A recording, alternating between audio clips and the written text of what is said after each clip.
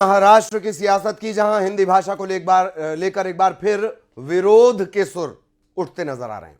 Thackeray brothers Hindi भाषा के विरोध में प्रदर्शन कर रहे हैं, जिसको लेकर वार पलटवार का दौर शुरू हो चुका है। इधर महायुति सरकार में भी हिंदी भाषा को लेकर मतभेद सामने आ रहे हैं। आइए रिपोर्ट देखते हैं इस पर। सरकार का आदेश है उस बारे में, हिंदी सख्ती का, हिंदी जबरदस्ती का, उस आदेश को हम जलाएंगे जनता के साथ।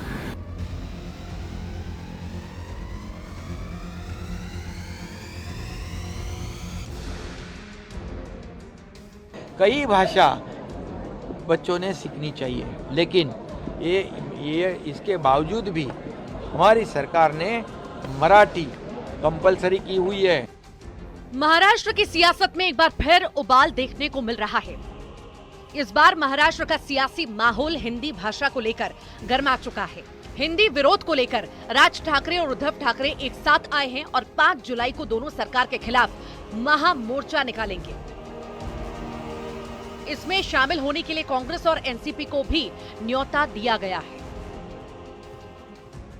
ये 5 तारीख को हिंदी की जो जबरदस्ती यहाँ प्राइमरी एजुकेशन में करने जा रहे हैं, प्राथमिक स्कूलों में, उसके खिलाफ तो उद्धव जी और राज ठाकरे एक साथ एक बहुत बड़ा आंदोलन और मोर्चा निकालेंगे। लेकिन आज जो गवर्नमेंट रेजोल्यूशन है, सरकार का आदेश है उस बारे में, हिंदी सख्ती का, हिंदी जबरदस्ती का, उस आदेश को हम जलाएंगे जनता के साथ। महाराष्ट्र में हिंदी भाषा को लेकर डिप्टी सीएम अजीत पवार का भी बयान सामने आया। उनका कहना है कि राज्य के स्कूलों में पहली कक्षा से हिंदी पढ़ाना सही नहीं है, इसे 5वीं से शुरू किया जाना चाहिए।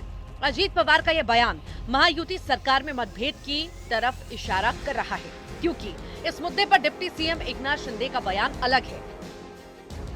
नागपुर में मीडिया से बात करते हुए शिंदे ने साफ किया कि महाराष्ट्र सरकार ने केवल मराठी भाषा को प्राथमिक शिक्षा में अनिवार्य किया है, हिंदी को नहीं।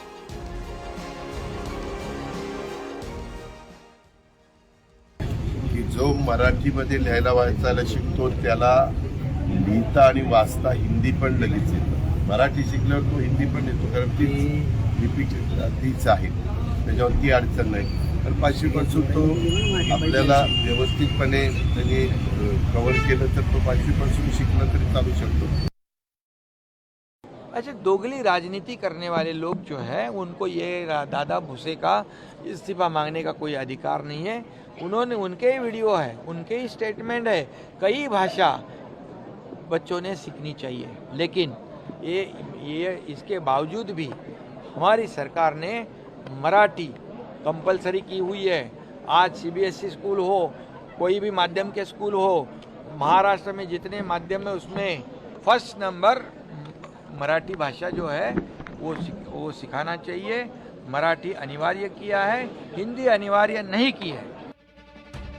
मराठा आरक्षण आंदोलन के साए में हुए लोकसभा चुनाव में मराठा मतदाताओं ने महाविकास अघाड़ी के पक्ष में एक तरफा मतदान किया, लेकिन विधानसभा चुनाव में उद्धव ठाकरे और शरद पवार की जोड़ी पर एकनाथ शिंदे, देवेंद्र फडणवीस और अजीत पवार की तिकड़ी भारी पड़ी है।